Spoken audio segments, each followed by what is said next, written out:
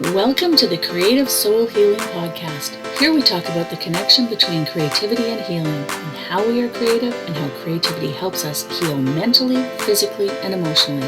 Join us now. Hi everyone, Larissa Russell of Creative You Healing, and today I have with me Dr. Minette Riordan. Dr. Minette is a risk taker, a curiosity seeker who loves jumping feet first into business building and art making. Her mantra is, how hard can it be? Modern day Renaissance woman Minette is an artist, writer, award-winning entrepreneur, and advocate for creativity as essential to the well-being of all people on our planet. She has built several successful businesses and published 3 books, including her bestseller, The Artful Marketer. Minette is the creator of the Creative Compass, a simple and effective transformational tool for helping others to activate their creativity and map their purpose. She believes that when we are all working in our highest and best creative genius, we can solve all the world's problems. I love that. Welcome, Minette. Thanks for having me. It's great to see you. Yes, you too. Thank you for being part of our summits as well. And I just love the work that you do. And I mean, you're right on brand for us, of course. So for those who don't know you, can you share some of your story and the path that's brought you to where you are today? Yeah, that's such a big question. It's always challenging to know where to start. But what I'm feeling called to share about where to start is flashback probably 15, 17 years ago to walking into a Barnes and Noble in Plano, Texas, where I was living at the time with my kids, I'm sure, who were young, and discovering my first mandala coloring book. It was the most beautiful book that the first part had all these illustrated, gorgeous history of what a mandala was. And then the back half was these coloring pages. And it literally was one of those books that leapt off the shelf at me. So I bought the book, I brought it home, and I would sit on the sofa with my 2, at the time, young children who are now 23 and 20. And we would color mandalas and watch Food Network. They loved Emeril Lagasse. And so we would sit on a Sunday afternoon and color together. And for me, something magical happened when I started coloring those mandalas that kind of brought all my different threads of creativity and spirituality together. And then I put them inside. I fell in love with Zentangle and soul collage and mixed media art journaling and all the art things. But I knew they were important. And when I started my business coaching practice, I had my son, who's an amazing creative himself, digitally design mandalas to use in my business coaching program. And they keep reappearing in different ways. And we're working on some new products and fun projects, bringing mandalas back. And I think so often, the reason I tell that story is because I think so often the things that we do that feel easy and effortless, we don't value.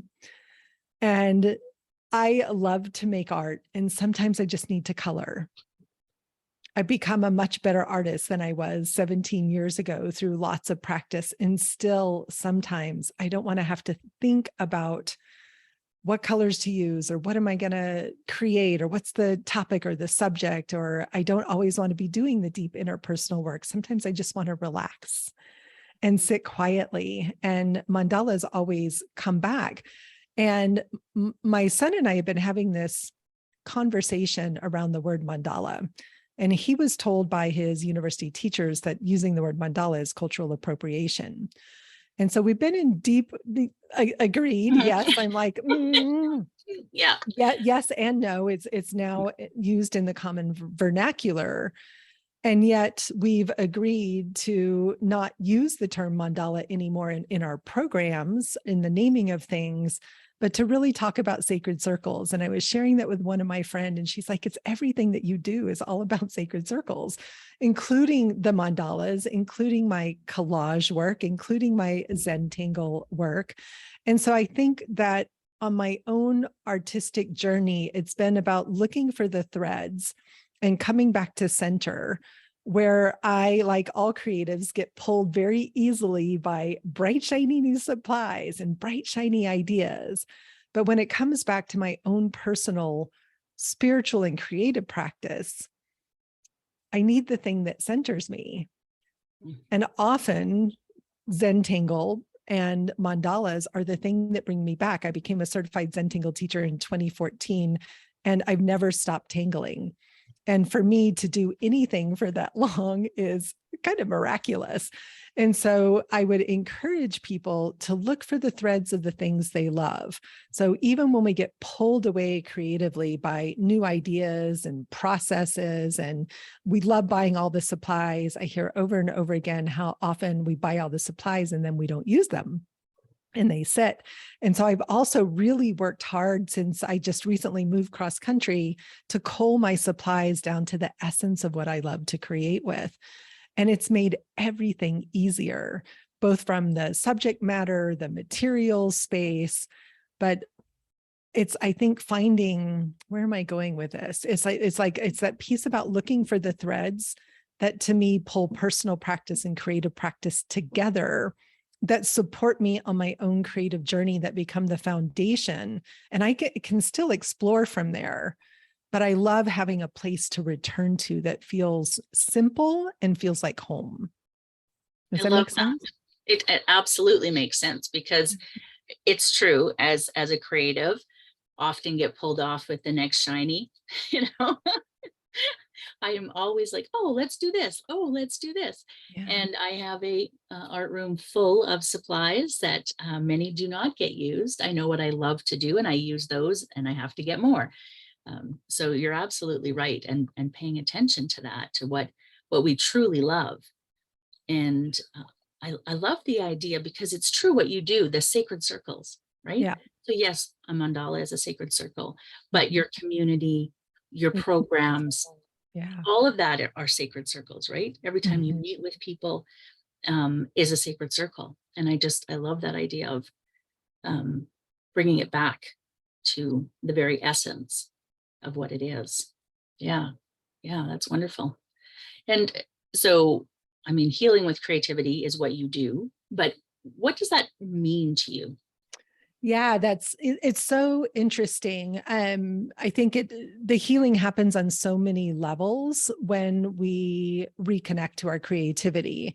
And I find that so few of us are lucky enough to have creativity be a through line across our lives, and that we often get disconnected from our creativity due to creativity scars, due to things that, we're told that it doesn't have value. You can't make a living at it, so don't pursue it. I was talking to a woman this weekend at a retreat I was part of, and she in high school took one of those tests to see what her skills were. And it was either art or computer science. And she chose computer science because she knew she could make a living at it, even though in her heart of hearts, she's an artist. And we all have those experiences. For me, I went a literature, teaching, and then entrepreneur path. And I was not making art for 2 or 3 decades, really, even though I made a ton of art as a child, but all through college, grad school, my creativity went a different path. And Zentangle was truly the thing that brought me back to my own creativity, followed by the mandala work and soul collage and collage. But where I sit personally around healing and creativity is I find that doing the visual work is the best way to access our unconscious. Other people might prefer talk therapy or meditation. I suck at sitting still in meditation. I love talk therapy. I'm not knocking it at all. But I have found that there's nothing like creative process that is intuitive and knows no bounds to help us get out of our thinking heads. I don't know about you, but I spend way too much time in my thinking head, and reconnect me to my heart, to my gut, and that the images speak to us in amazing ways, and that they reveal the stories that are waiting to be brought to the surface, to be told, to be healed, to be released, to be shared with the world. So for me, I would even change healing with creativity to healing with creative process, because it's the process and letting go of our need to create a product with our creativity that for me was a life-changing practice. Learning to do painting meditation, where I paint over the same canvas again and again and again, where I learned to let go of my attachment to needing to create something beautiful, and instead to focus in on something meaningful. And when I focus in on the process and the meaning, whole worlds open up for me. Yeah. Yeah. And that's something that I talk about a lot, right? It's not about that finished product. It's about the process, and it's about Yeah. expression, Yeah. and how are you expressing yourself on the paper, on the canvas, in your garden, in your kitchen? How are you expressing yourself, right? Because creativity Yeah. is in everything. Yeah. And so yes, it's all about, I love that idea of the, creative process as opposed to Hmm. creativity. Um, because that's really what it's about. That's really what it's about. And it Yeah. is. And it's why I love all kinds of creative process, but I would say in particular, the form of the sacred circle, the coloring in the shapes of a mandala, like art therapy studies, psychotherapy studies have shown that there's something about the sacred circle that when we color in the form, that it actually is more relaxing than if we were given a blank page, which can be super stress inducing for a lot of people. Mhm. But that, when we're just focused in the moment and our hands are busy, our hearts and minds are free to roam. It is an amazing tool for problem solving. It's an amazing tool for connecting to how am I feeling now? Let me pour the emotions and the feelings onto the page in any particular structure that supports you. So abstract work. I love intuitive collage. I find intuitive collage to be such a powerful way, like soul collage or journey circles work, to be such a powerful way to connect to that unconscious story within that is just longing to be released, and that we cannot think our way through healing. We have to feel our way through healing. And for me personally, and the work I do with my clients is about learning to allow the feelings to surface in a safe way, in a visual way, that words will never get us there, right? That words, we can't do words first. And so there's something for me when I think about healing as creativity, it's allowing color and image to be the voice first, and then we can find our way through to the words and the releasing. And I absolutely agree with that, because when you think about um, our language, and then how we have learned to express or have learned not to express in language, we're very limited in how we can express our emotions, right? Usually, depending on who you talk to, 5 to 7 core emotions, and and that's it. But it's so much deeper than that. There's so many more levels. There's so many more emotions, or levels of emotions, maybe. And so when you can express in creativity, it allows you to let that out and then start to form the words that go with it, or the thoughts that need to go with it. Yeah. Yeah. Yeah. Yeah. Yeah. I love that. Absolutely. Like, I mean, just Absolutely. looking at, I love the paintings behind you every time we're on a call. I just Yeah. am so pulled in, and there's so much depth and emotion and energy, so much calming blue and swirling emotion in the art behind you that really, I don't know what the intention was when they were painted. Those are all by you, correct? That's all Yes, your art. yes, they are all. Yeah. Yeah. And, I can feel how much there is beneath that. And I think that we undervalue, right? And well, I shouldn't say that. I should say that it takes a little bit of work to understand your own creative process, right? To sometimes we're painting through emotions. We may not know what the emotion is. We may not have a name for it, or a way to talk about it in words, but we can move the energy up out of our bodies and onto the canvas, even if we're painting a pretty sunflower. Yeah. We're painting in joy, right? Yeah. Yeah, Yeah. absolutely. And I know that the more I allow to whatever to happen on the canvas, Yeah. the happier I am with the piece, Yes. because it's an expression as opposed to trying to force something to happen. And I Yeah. think that's one of the reasons that I love abstract, is because it just needs to flow out of me. I get stuck with the, what is it going to look like? So I have to let that go. Yeah. And some pieces, it's just like, okay, well, that's what it needed to look like. It's going to be painted over. Another piece is like, oh, that's what it needed to look like. Okay, great. And So I think that it's magical to paint over canvases. I paint over mine all the time, right? Canvases, one, is expensive, but two, there's an amazing, I think, one, we create rich layers and depth the more layers we add to a canvas.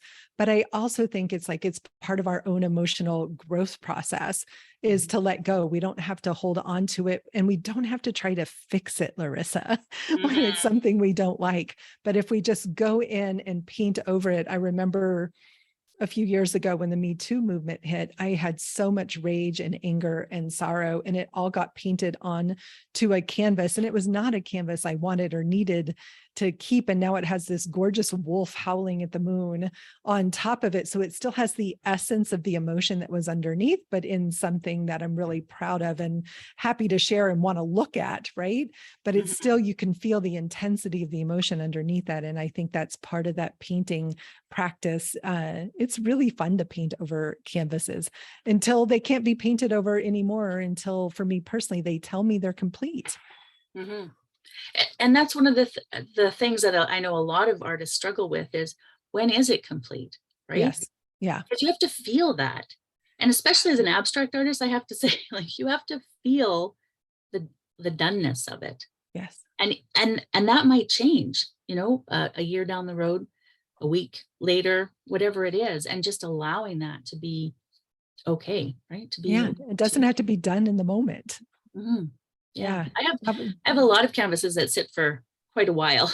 Yeah, I'm just like, me too. And it was part yeah. of my journey to not push to finish, right? I'm super high achieving, like I want to get it done and move on to the next one. And what I learned was that if I would have multiple canvases going at the same time that I could shift to working on, it relieved that need to finish anything. And I Mhm. still do love to finish things. I love finished projects. I don't like unfinished projects lingering over me. But there's a difference between a finished product and creative process. And when I'm in creative process, it's fun to have multiple things going. And then I don't create mud. I don't get frustrated. I don't think it's ugly because I put a layer on, I let it dry, and I work on something else. And then I return to it. And sometimes it takes a week, and sometimes it takes hours. Sometimes I sit, my studio is on the other side of my basement down here, and I can, see a painting sitting on my easel over there. And I'll look up during a coaching session and go, oh, it needs da da da. And I just make a note and go back to it later.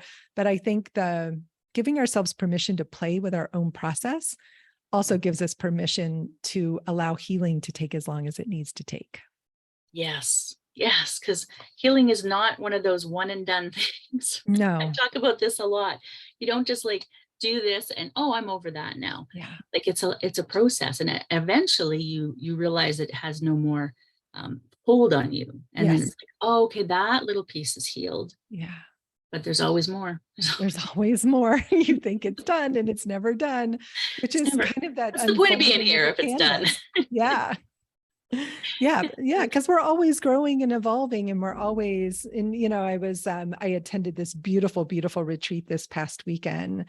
And, it was one of those things that was talked about was how when we're on a healing journey, as well as a creative journey, we never fall back to the beginning. We never fall back to the level of where we were before a period of healing, but we fall back to the level of the current healing. And so there's always progress being made. And sometimes it's hard to see that, which is why for me, the creative process is so powerful, because we actually get to return to what we created and say, okay, here's where I was the last time I had to look at my issues with my mother, my father, my sister, my husband, whatever. And to notice that, oh, there's not as much depth of pain and suffering there. There's not as much depth of sorrow or grief. It's not complete. There's not as much to do. And so healing lightens, I think, as we go along, but it definitely never stops or completes. We're human. We're constantly evolving and growing and learning. Let's hope we are. Let's hope we Yeah. are. Well, let me speak for myself. I Yes, am. I Yes. am I would love also. to be done with all the personal development at some level. And then I'm like, but no, then, I yeah, know, then what's the point? Then what's the yeah, point? That's what I say too. It's like, oh my goodness, I wish I was just done with this. And then it's yes, like, but then what? Then yeah, what? yes, Yeah. yeah. Well, I want to thank you so much. Is there any final words you'd like to add, that something we maybe haven't touched on? No, just thank you. Feeling deep gratitude for being ongoingly in this conversation with you and having a space to talk about healing and creativity. So just super grateful that you've created so many amazing opportunities for those of us who are doing this work to come together and share. That is core value for me, is the collaborative and helping each other be our best selves, right? Yeah, Yeah, me too. absolutely. Sacred circles. And we will have your links to your website. You have a free gift, a 3-part video series, Paint Your Way to Self-Confidence. So we'll make sure that link is there for our listeners as well. And again, thank you so much for being here and sharing your wisdom. Yeah, thank you for having me. To our listeners, we will see you again next time. And in the meantime, I wish for you amazingly creative days.